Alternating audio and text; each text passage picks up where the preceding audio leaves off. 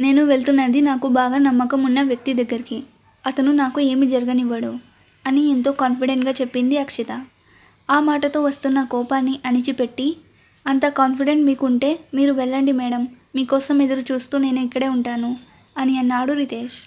దాంతో అదోలా రితేష్ని చూసి ముందుకు కదిలింది అక్షిత. ఆ చూపుకి అర్థం ఏంటబ్బా అనుకుంటూ ఆలోచిస్తూ అక్కడే ఉన్న బెంచ్ మీద కూర్చున్నాడు రితేష్. పల్లీలు అమ్ముకునే వ్యక్తి రితేష్ దగ్గరికి వచ్చి, సార్ పల్లీలు తీసుకోండి సార్ అని అడిగాడు. వద్దన్నా, పల్లీలు తినే మూడ్ లేదు అని అన్నాడు రితేష్. పల్లీలు తినండి సార్, మూడ్ దానికే అదే మారిపోతుంది అన్నాడు ఆ వ్యక్తి. పల్లీలే కాదన్నా, ప్రపంచంలో ఉన్న అన్ని వెరైటీస్ తీసుకొచ్చి నా ముందు పెట్టినా నా మూడ్ మారదు అని అన్నాడు రితేష్. ఏం చేస్తున్నా మీ మూడ్ మారడం లేదంటే మీ బాధకి కారణం ఖచ్చితంగా మీ భార్య అయినా అయి ఉండాలి, లేక గర్ల్ ఫ్రెండ్ అయినా అయి ఉండాలి అని అన్నాడు ఆ వ్యక్తి. ఏంటి అన్న నీ గోళ? నీకు పొద్దున్నే ఎవరు దొరకలేదా, నన్ను పట్టుకున్నావు అని చిరాగ్గా అడిగాడు రితేష్. గోళ కాదు తమ్ముడు, బాధ. ఎన్నో సంవత్సరాల నుండి గుండెల్లో గూడు కట్టుకున్న వ్యాధ అని అన్నాడు ఆ వ్యక్తి. ఇతను ఏదో మన స్టోరీకి కనెక్ట్ అవుతున్నట్లున్నాడు అని అనుకొని, రా ఇలా కూర్చో అని తన పక్కన ప్లేస్ చూపించాడు రితేష్. రితేష్ చూపించిన ప్లేస్లో కూర్చొని, ఇప్పుడు చెప్పు తమ్ముడు, ఏంటి నీ బాధ అని అడిగాడు ఆ వ్యక్తి.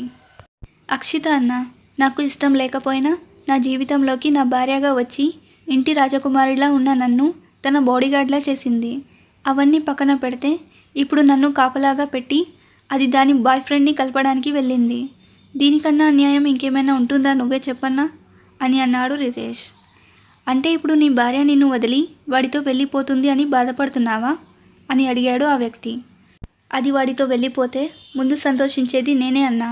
అది వెళ్ళిపోతాను అంటే దానికి టాటా గుడ్ బై చెప్పి మరీ పంపిస్తా అని అన్నాడు రితేష్. తను వెళ్ళిపోతే అంత సంతోషించేవాడివి, మరి ఎందుకురా తను ఎవరితోనో మాట్లాడితే అంత నలిగిపోతున్నావు అని అడిగాడు ఆ వ్యక్తి. ఆ వ్యక్తి అడిగిన దానికి సమాధానం ఏమీ చెప్పలేక తల దించుకున్నాడు రితేష్. నేను చెప్పనా అని అన్నాడు ఆ వ్యక్తి. అతను ఏం చెప్తాడా అని ఎంతో ఆతృతంగా అతని కళ్ళల్లోకి చూశాడు రితేష్. ప్రేమరా, నీ భార్య మీద నీ మనసులో ఉన్న ప్రేమ నీ బాధకి కారణం అని అన్నాడు ఆ వ్యక్తి.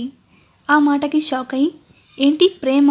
చీచి, అలాంటిదేమీ లేదన్నా, నువ్వు నా గురించి కొంచెం ఎక్కువ ఊహిస్తున్నట్లున్నావు అని అన్నాడు రితేష్. నేను ఎక్కువగా ఊహిస్తున్నానో లేక నీ మనసులో ఉన్న ప్రేమ నీకు తెలియడం లేదో ఒక్కసారి నువ్వే ఆలోచించుకో తమ్ముడు, అప్పుడు నీకు అర్థమవుతుంది అని అన్నాడు ఆ వ్యక్తి. రితేష్ ఏమీ మాట్లాడలేదు. అవును తమ్ముడు, నువ్వు తనని ప్రేమిస్తున్నావు.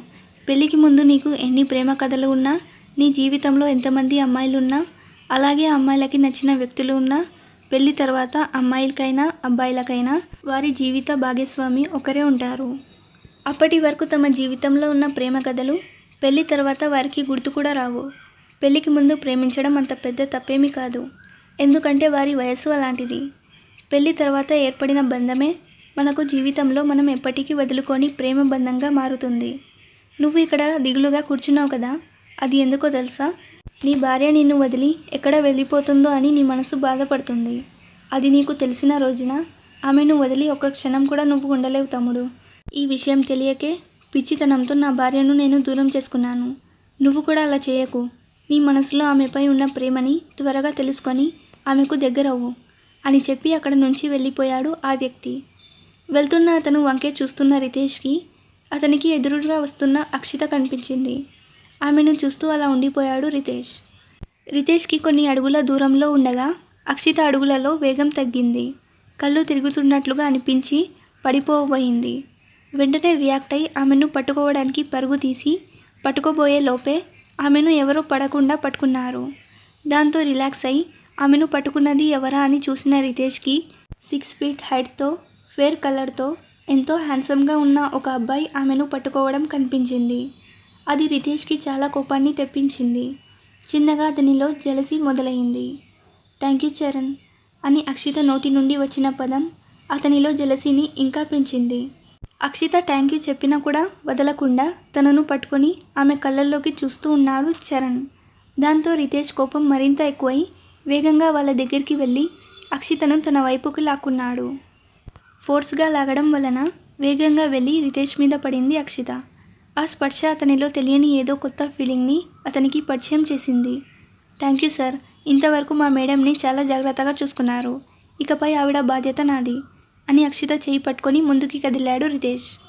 ఏమీ మాట్లాడకుండా అతని వెనకే నడిచింది అక్షిత. కార్ డోర్ తీసి కూర్చోమన్నట్లు అక్షిత వైపు చూశాడు రితేష్. మౌనంగా వెళ్ళి కార్లో అక్షిత కూర్చోగానే వెంటనే కార్ స్టార్ట్ చేసి అక్కడ నుంచి వేగంగా వెళ్ళిపోయాడు రితేష్. వెళ్తున్న వాళ్ళ కారు వైపే ఆనందంగా చూస్తున్నాడు ప్రేమ్. వాళ్ళని చూసింది చాలు సార్, నా పైసలు నాకు ఇస్తే నేను ఇంకా ఇంటికి వెళ్తా, మా ఆవిడ నా కోసం ఎదురు చూస్తూ ఉంటుంది అన్న వాయిస్ వినిపించడంతో అటువైపు తిరిగాడు ప్రేమ్. అక్కడ పల్లీలు అమ్ముకునే అతను ప్రేమ్ వంక చూస్తూ నిలబడ్డాడు. అసలు నీ యాక్టింగ్ సూపర్ అనుకో, చెప్పింది చెప్పినట్లు చేశావు అంటూ తన పర్స్ నుంచి 1000 రూపాయలు తీసుకొని అతనికి ఇచ్చాడు ప్రేమ్. అదేంటి సార్, అంత బాగా యాక్టింగ్ చేస్తే 1000 రూపాయలేనా ఇచ్చేది అని అన్నాడు పల్లీలు అమ్ముకునే అతను. నేను రాసిచ్చిన డైలాగ్స్ బట్టి పట్టి అక్కడ చెప్పావు అంతే కదా, దానికి 1000 రూపాయలు కూడా ఎక్కువే అని అన్నాడు ప్రేమ్. సరే అన్న, మళ్ళీ ఇలాంటి క్యారెక్టర్ ఏదైనా ఉంటే తప్పకుండా నువ్వు నాకే ఫోన్ చేయాలి అని అక్కడ నుంచి వెళ్ళిపోయాడు పల్లీలు అమ్ముకునే అతను. సర్లే అంటూ అక్కడ నుంచి బయలుదేరబోయిన ప్రేమ్కి అక్కడ జరుగుతున్న ఒక సంఘటన అతనికి షాక్కి గురయ్యేలా చేసింది. దాంతో ఏదో ఆలోచిస్తూ ఆఫీస్కి బయలుదేరాడు ప్రేమ్. ఆఫీస్కి వచ్చిన రిత్విక్కి ఎదురు వచ్చి గుడ్ మార్నింగ్ సార్ అని ఎంతో వినయంగా విష్ చేశాడు అటెండర్. దాంతో షాక్ అయి ఏంటి నువ్వు నాకు గుడ్ మార్నింగ్ చెప్తున్నావా అని ఆశ్చర్యంగా అడిగాడు. చెప్తాడు సార్, వీడే కాదు ఆఫీస్లో ఉన్న వాళ్ళందరూ మీకు గుడ్ మార్నింగ్ చెప్తారు సార్, ఇప్పుడు మీ రేంజ్ మారింది కదా అని అన్నాడు. అప్పుడే అక్కడికి వచ్చిన ప్రేమ్. ఏంటి రేంజ్ మారిందా అని అర్థం కానట్టు ప్రేమ్ని చూశాడు రిత్విక్.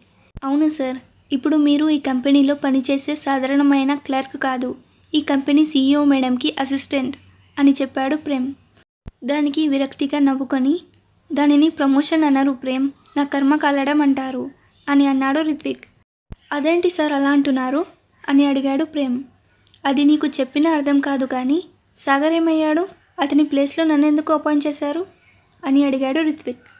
అతన్ని ముంబైలో మన బ్రాంచ్కి ట్రాన్స్ఫర్ చేశారు సార్ అని అన్నాడు ప్రేమ్. సరే అని తన సీట్లోకి వెళ్ళి కూర్చున్నాడు రిత్విక్. అప్పుడే వచ్చిన అక్షయ రిత్విక్కి కాల్ చేసి తన క్యాబిన్కి రమ్మని చెప్పింది. దాంతో క్యాబిన్కి వెళ్ళిన రిత్విక్ గుడ్ మార్నింగ్ మేడం అని విష్ చేశాడు. Morning Ritvik, Madhav group of కంపెనీతో మనం డీల్ చేసుకోవడానికి వెళ్ళాలి, దానికి సంబంధించిన పేపర్ వర్క్ అయిందో లేదో ఫాలో అప్ చేయి అని అంది అక్షయ. ఆ మాట విని మొహం చిరాగ్గా పెట్టుకొని అక్కడే నిలిచి ఉన్నాడు రిత్విక్. తను వర్క్ చెప్పినా రిత్విక్ అక్కడ నుంచి కదలకపోవడంతో వాట్ అని అడిగింది అక్షయ. మాధవ్ గ్రూప్ ఆఫ్ కంపెనీతో డీల్ నాకు ఇష్టం లేదు మేడం అని అన్నాడు రిత్విక్. సి మిస్టర్, ఈ కంపెనీకి మాధవ్ గ్రూప్ ఆఫ్ ఇండస్ట్రీస్తో డీల్ చాలా ఇంపార్టెంట్, నీకు ఇష్టం లేదు అని నన్ను ఆ కంపెనీతో వర్క్ చేయడం మానేయమంటావా అని సీరియస్ అయింది అక్షయ.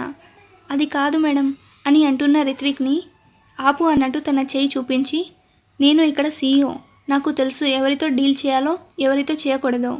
నైట్ 7కి మిస్టర్ యాదవ్ వారి ఫ్యామిలీతో మీటింగ్కి వస్తున్నారు, హోటల్ బృందాలో మీటింగ్, నువ్వు నేను వెళ్తున్నాం, దట్స్ ఇట్ అని చెప్పింది అక్షయ. ఆ మాటతో రిత్విక్ కళ్ళల్లో కదిలిన చిన్న కన్నీటి పొర అక్షయ దృష్టిని దాటిపోలేదు. మరోవైపు అక్షితను కాలేజ్లో డ్రాప్ చేసి ఆమె కోసం ఎదురు చూస్తూ ఉన్నాడు రితేష్. ఆమె మీద ఇది వరకు ఉన్న కోపం ద్వేషం ఇప్పుడు అతనిలో లేదు.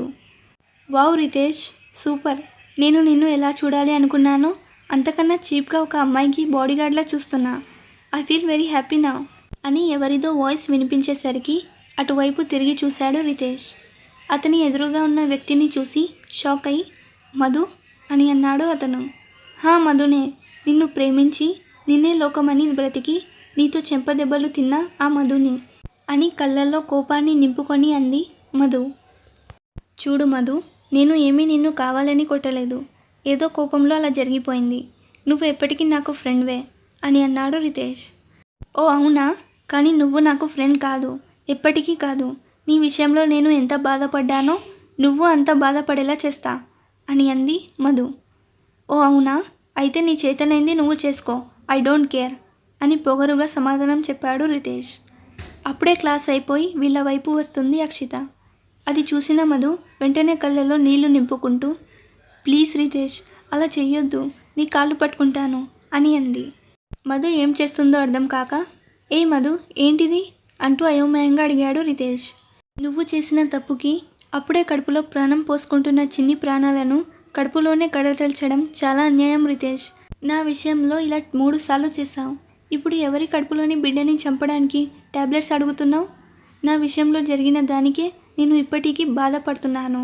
ఇది చాలా తప్పు రితేష్, ఇలా చేయొద్దు అని అంది మధు. వాట్? నేను టాబ్లెట్స్ అడిగానా? What are you talking? Are you mad? అని రితేష్ ఇంకా ఏదో అనబోతూ ఉండగా కన్నీళ్లు తుడుచుకొని, రా అక్షిత, ఎలా ఉన్నావు? నువ్వు ప్రెగ్నెంట్ అంట కదా? ఇప్పుడే రితేష్ నాతో చెప్తున్నాడు. బేబీ గ్రోత్ ఎలా ఉంది అని అడిగింది మధు. దాంతో మధు ఎందుకు అంత ఓవరాక్షన్ చేస్తుందో అర్థమై ఒక్కసారిగా మైండ్ బ్లాంక్ అయింది రితేష్కి. మధు ప్రశ్నకి ఏమీ సమాధానం చెప్పకుండా కార్ ఎక్కింది అక్షిత. మధుని చంపేసేలా చూస్తూ కార్ ఎక్కి ముందుకు పోనిచ్చాడు రితేష్. వెళ్తున్న కార్ని చూసి కన్నింగా నవ్వుకొని తన ఫోన్ తీసి ఎవరికో కాల్ చేసి ప్లాన్ సక్సెస్ అని చెప్పింది మధు. కార్లో సీట్కి ఆనుకొని కళ్ళు మూసుకుంది అక్షిత. కారు మిర్రర్లోంచి ఆమెను చూస్తూ మధు చెప్పింది అక్షిత నమ్మిందా? అసలు నా మీద తన ఉద్దేశం ఏంటి అని ఆలోచిస్తూ ఉన్నాడు రితేష్.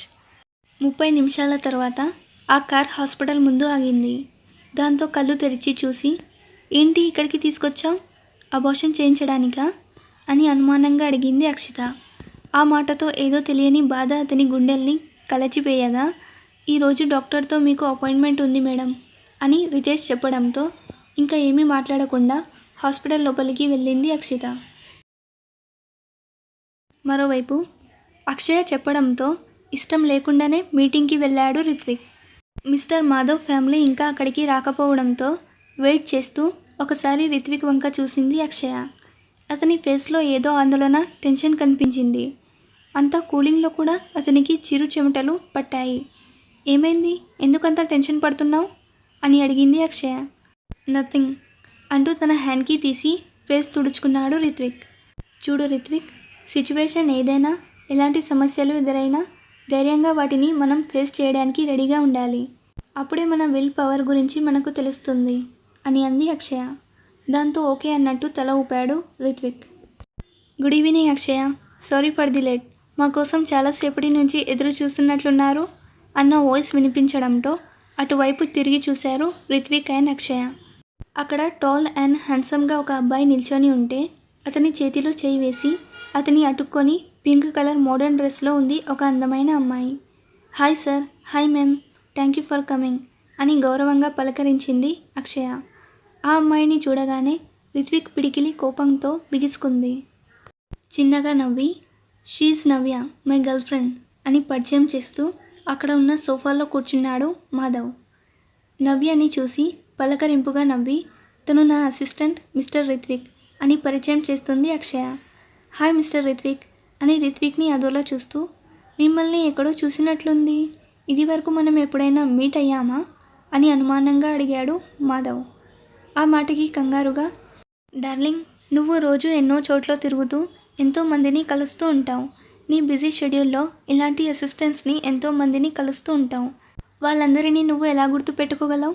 ఇతను వాళ్ళలాగే నీ అట్రాక్షన్ కోసం ట్రై చేసి ఉంటాడులే, అంతే కదా మిస్టర్ అంది నవ్య. ఆ మాటకి ఎరుపు ఎక్కిన కళ్ళతో కోపంగా నవ్య వెంక చూశాడు రిత్విక్. దాంతో గుటకలు మింగుతూ రిత్విక్ కోపాన్ని చూసి భయంగా, వీలైనంత త్వరగా ఇక్కడ నుంచి బయటపడాలి అని మనసులో అనుకొని, బేబీ, మీ డీల్ త్వరగా కంప్లీట్ చేస్తే డిన్నర్ చేద్దాం, ఐ వాస్ హంగ్రీ అని అంది నవ్య. ఇట్స్ ఓకే మేడం, ముందు డిన్నర్ చేశాక దీని గురించి మాట్లాడుకుందాం అని రిత్విక్ వైపు చూసింది అక్షయ. ఓకే మేడం అని ఫుడ్ ఆర్డర్ ఇచ్చాడు రిత్విక్. అక్షితను హాస్పిటల్కి తీసుకెళ్లిన రితేష్ ఆమె కోసం వెయిట్ చేస్తూ అక్కడే కూర్చున్నాడు. అప్పుడే స్ట్రెచర్ మీద నొప్పులు పడుతున్న ఒక మహిళను హాస్పిటల్ స్టాఫ్ కంగారుగా రితేష్ ఎదురుగా ఉన్న ఆపరేషన్ థియేటర్లోకి తీసుకెళ్లారు.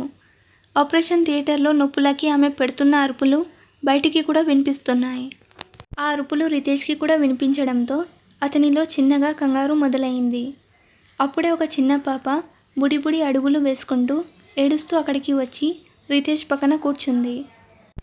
తన పాల బుగ్గల మీద నుంచి జారుతున్న కన్నీళ్లు చూసి రితేష్కి బాగా బాధగా అనిపించి, ఏంటి పాప, ఎందుకు ఏడుస్తున్నావు అని అడిగాడు. మా మమ్మీకి నొప్పి వస్తుందని ఏడుస్తుంది అంకుల్ అని ముద్దు ముద్దు మాటలతో ఏడుస్తూ ఆపరేషన్ థియేటర్ వైపు చూపిస్తూ చెప్పింది ఆ పాప. దానితో విషయం అర్థం చేసుకొని, అది నీకు తమ్ముడు పుడుతున్నాడు కదా, అందుకే మమ్మీకి నొప్పి వస్తుంది. తమ్ముడు పుట్టగానే నొప్పి తగ్గిపోతుంది అని లాలనగా చెప్పాడు రితేష్. ఓ అవునా, అంటే మమ్మీకి నేను పుట్టినప్పుడు కూడా నొప్పి వచ్చిందా అని అయోమయంగా అడిగింది ఆ పాప. అవునమ్మా, పిల్లలు పుట్టేటప్పుడు వాళ్ళ మమ్మీస్కి నొప్పి వస్తుంది. తమ్ముడు పుట్టగానే నువ్వు వెళ్ళి మమ్మీకి ముద్దు పెట్టావనుకో, మమ్మీకి నొప్పి తగ్గిపోతుంది అని చెప్పాడు రితేష్. ఓ అలాగా, అయితే సరే, మరి నువ్వెందుకు వచ్చావు ఇక్కడికి, నీకు తమ్ముడు పుడుతున్నాడా అని అడిగింది పాప. ఆ మాటతో ఆ పాపకి సమాధానం ఏం చెప్పాలో తెలియక, అది అని కొంచెం సేపు ఆలోచించి, నాకు తమ్ముడు కాదమ్మా, నీలాంటి అందమైన పాప పుడుతుంది అని చెప్పాడు రితేష్. ఓ అవునా, అయితే ఆ పాప పుట్టాక ఆ పాప కూడా ఆంటీకి కిస్ పెడుతుందా అని తన చిన్న కళ్ళను అటు ఇటు తిప్పుతూ అడిగింది ఆ పాప. దానికి నవ్వుతూ ఆ పాపని ముద్దు పెట్టుకున్నాడు రితేష్. దాంతో థ్యాంక్ యూ అంకుల్ అంటూ రితేష్ని హద్దుకుంది ఆ పాప. అప్పుడే వాళ్ళ డాడీ పిలవడంతో పరిగెత్తుకుంటూ తండ్రి వైపు వెళ్తున్న పాపను చూస్తూ ఉన్న రితేష్కి ఆ పాపకి ఎదురుగా వస్తున్న అక్షిత కనిపించింది. అనుకోకుండా అతని చూపు ఆమె బేబీ బంప్ మీద పడింది. 5వ నెల అవ్వడం వలన కొంచెం ఎత్తుగా కనిపిస్తుంది అక్షిత బేబీ బంప్. అది చూసి నాకు కూడా ఇలాంటి చిన్న పాప పుడుతుంది అని మనసులో అనుకున్నాడు రితేష్. ఆ ఊహ అతనికి రాగానే అతని మనసు ఎంతో హాయిగా గాలిలో తేలిపోతున్న ఫీలింగ్ కలిగింది. తన పొట్ట వైపు చూస్తున్న రితేష్ని చూసి మధు అన్నట్లు అతను చేస్తాడేమో అన్న భయం అక్షితలో కలిగింది. రితేష్ దగ్గరికి వచ్చి, ఏంటి అలా చూస్తున్నావు అని కోపంగా అడిగింది అక్షిత. దాంతో ఆలోచనల నుంచి బయటికి వచ్చి, అదేం లేదు, ఊరికే అలా చూశాను అని తడబడుతూ చెప్పాడు రితేష్. అప్పుడే అక్కడికి వచ్చిన నర్స్, అక్షిత అంటే మీరే కదా, రండి స్కానింగ్ రూమ్కి తీసుకెళ్తా అని అంది. హా అంటూ నర్స్ వెనకాలే వెళ్తూ తన వెనకాలే వస్తున్న రితేష్ని చూసి, నువ్వెక్కడికి అని కోపంగా అడిగింది అక్షిత. దాంతో వెనక్కి తిరిగిన నర్స్, ఆయన మీ వారే కదా, పర్వాలేదు రావచ్చు, బేబీ హార్ట్ బీట్ ఆయన కూడా వింటారేమో అని అంది. పర్వాలేదు సిస్టర్, ఆయన ఇక్కడే ఉంటారు అని అక్షిత అంటూ ఉండగానే ఆ మాటకి మధ్యలోనే అడ్డు వస్తూ, నేను వస్తాను అక్షిత ప్లీజ్ అని అన్నాడు రితేష్. దాంతో ఏమీ అనకుండా మౌనంగా ముందుకు నడిచింది అక్షిత. నవ్య ఆకలి వేస్తుందని అనడంతో డిన్నర్ ఆర్డర్ ఇచ్చాడు రిత్విక్. కంపెనీ సీఈఓ అంటే బాగా ఏజ్డ్ అనుకున్నా, కానీ మీరు two young and very beautiful అని అక్షయని అదోలా చూస్తున్నాడు మాధవ్. దానికి ఇబ్బందిగా నవ్వింది అక్షయ. మాస్క్లో ఉన్న దాని అందం నీకెలా కనిపించిందిరా ఎదవా అని మనసులో తిట్టుకున్నాడు రిత్విక్. మీరు ఎప్పుడు మాస్క్లోనే ఉంటారా అని అడిగాడు మాధవ్. అవును సార్, నాకు డస్ట్ ఎలర్జీ ఉంది, అందుకే ఎప్పుడు మాస్క్ తీయను అని అంది అక్షయ. మరి ఇప్పుడు ఫుడ్ ఎలా తింటారు అని అడిగాడు మాధవ్. నో సార్, నాకు బయట ఫుడ్ పడదు అని సమాధానం చెప్పింది అక్షయ. అదేంటి అక్షయ, మీటింగ్కి రమ్మని మీరు మాకు కంపెనీ ఇవ్వకుండా ఉంటే ఎలా అని అన్నాడు మాధవ్. మీకు మా రిత్విక్ కంపెనీ ఇస్తాడు, యూ క్యారీ ఆన్ అని చెప్పింది అక్షయ. ఓకే అని, డార్లింగ్ నువ్వు రిత్విక్ డిన్నర్ చేస్తూ ఉండండి, నేను అక్షయ గారితో మాట్లాడుతూ ఉంటాను, మీ డిన్నర్ అవ్వగానే అక్కడికి రండి అని అన్నాడు మాధవ్. బేబీ నువ్వు లేకుండా డిన్నర్ ఏంటి, ప్లీజ్ బేబీ కొంచెం తిను అని ఎంతో ప్రేమని చూపిస్తూ అంది నవ్య.